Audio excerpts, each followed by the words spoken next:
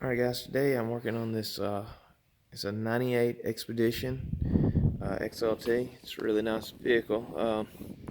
My uncle brought it to me and it had a skip to it, right? So I started looking at it and it did sound like it had a vacuum leak, but I never seen a vehicle actually skipping. The motor was sitting there shaking. It definitely sounded like there was more wrong with it than just a vacuum leak. But I did put it on a scanner, and we could watch the cylinder fire and everything. And it was a snap-on scanner, of course, and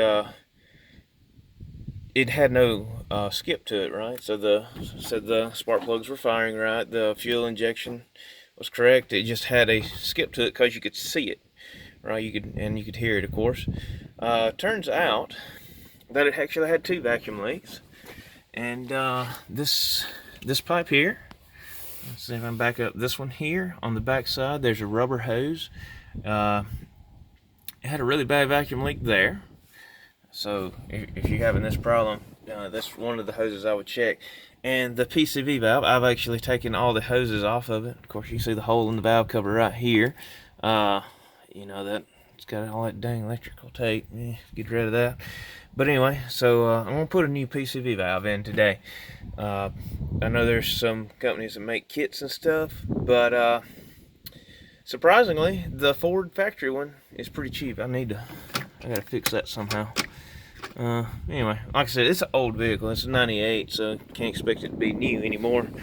But anyway, so I'm gonna walk in here and I'm gonna show you what I bought.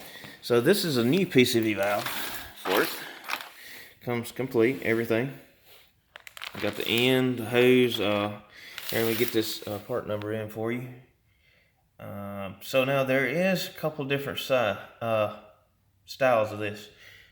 So this one has a 3/4 inch. This goes on the back of the intake, so you need to know which size this is. I think there's a 3/4 and a 5/8. So you need to know that. And apparently this one's called a cooler system. It's got this extra pipe in. So not all of them have that as well. So you need to know about that as another part to look up. I guess that's really anything. So let me show you how much I paid for it. The wind's getting pretty bad here and it's blowing stuff around. So this is how much I paid for it, actually. Now, this is in Alabama, so it might be cheaper here, but for $33 to get your vehicle back running great, that's a pretty cheap fix. I mean, that's cheaper than doing about anything to the vehicle. And the kit I bought at, I think I bought it at O'Reilly's, was $20 for the, just come with the rubber ends on it. But if I can buy the whole Ford factory PCV valve, why not spend the extra $10 and go all in? So anyway, I hope this helps. If you have any problems with your vehicle skipping or anything and you think that it's a vacuum leak, it's a pretty cheap way to fix it. And vehicle being this old, most of the time the rubber connections on all the hoses are probably bad. So another thing, actually, if you want to try it, you can get some WD-40 or something like that, something that sprays, and you can spray it around inside your engine bay.